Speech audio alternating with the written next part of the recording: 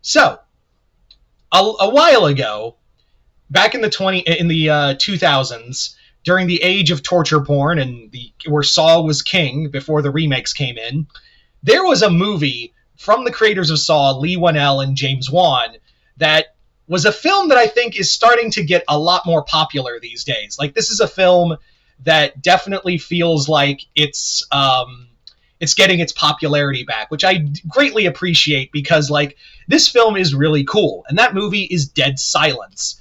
Dead Silence is a movie about a character that could have easily been a horror icon, but just couldn't generate any love for it. The story tells of a ghostly character named Mary Shaw, who had no children but only dolls. And if you see her in your dreams, try not to scream. I forget how the rest of it goes, but basically, if you scream, she rips your tongue out and kills you. That's the long and short of what we're dealing with here. So, in this story, we essentially have this young man who lived in a town called Ravens Fair with his wife. They moved out of the town of Ravens Fair and wanted to start a life in the city.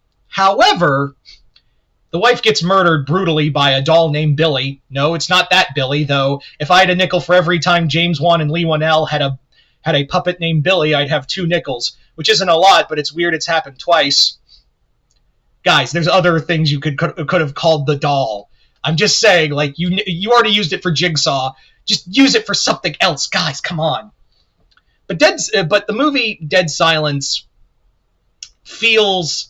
Let's talk about the positives of this movie, because I think this movie is criminally underrated, and I really came to another appreciation of it for a while now. And yesterday, it was part of my 31 Days of Halloween movie challenge. That was the movie I watched yesterday, and I was contemplating doing a whole video on it, but I decided, maybe not. But then the idea just kind of itched in the back of my brain, so I decided, you know what, screw it. I want to actually talk about this movie.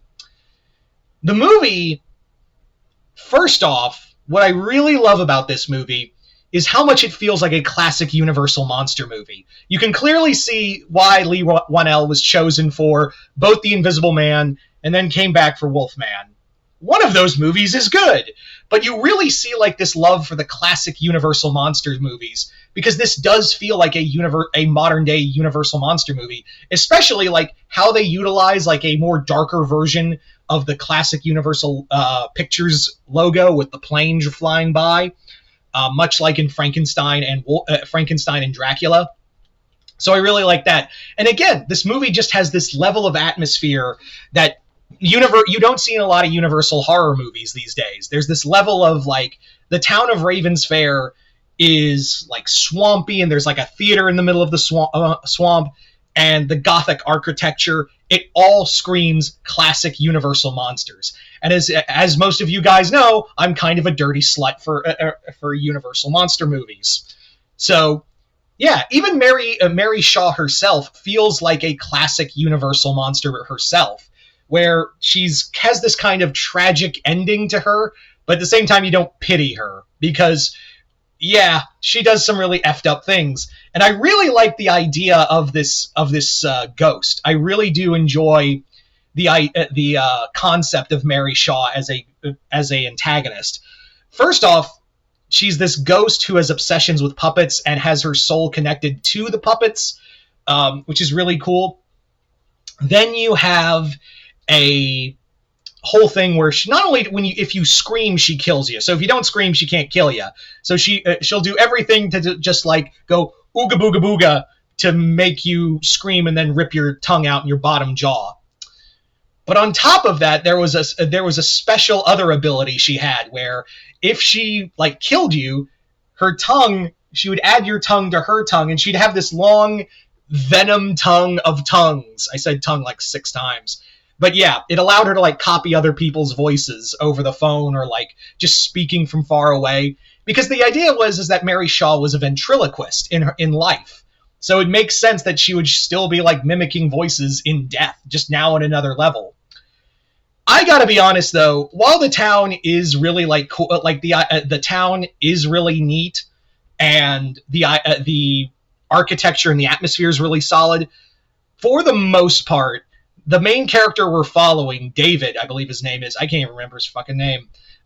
He's boring as bricks. And I don't know if that actor did anything after this, but I will say, because I think he was so boring, that leads to Donnie Wahlberg being the main the main focus here. Donnie Wahlberg plays a detective who thinks our main character killed his wife, and also has this obsession with shaving all the time. Like, he has an electric razor, and he's like, "How do you keep your skin so smooth?" And I'm like, "The fuck is this?"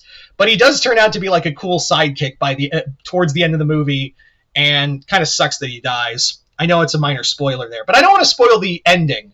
Although I will say if you've never seen this movie, you'll probably guess the big twist at the end. Like, you'll more than likely guess it, because they kind of they unfortunately feel like they spell it out. Like, it's like the first time you see it, it's like, oh, there it is. But having said that, though, this movie, I don't think this movie got a fair shake. I really don't think, because again, it came out in an era of torture porn, and then we were coming to the rise of the remakes. So I just feel like this movie, had it come out maybe this day and age, when we were getting more experimental with horror, we would have been cool. It's the same thing with like another James Wan project that's a little bizarre, Malignant. I really like Malignant. No one ever talks about it, but it's such a bizarre concept and really works. This is like, again, had Dead Silence come out like maybe a few years later after the remake boom, maybe came out in this day and age, I think people would have been a lot more cooler with it.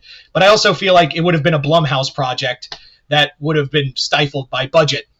But anyway, if you haven't seen Dead Silence, I would say go check it out. I think it's still on Tubi, but I'm sure you can stream it somewhere.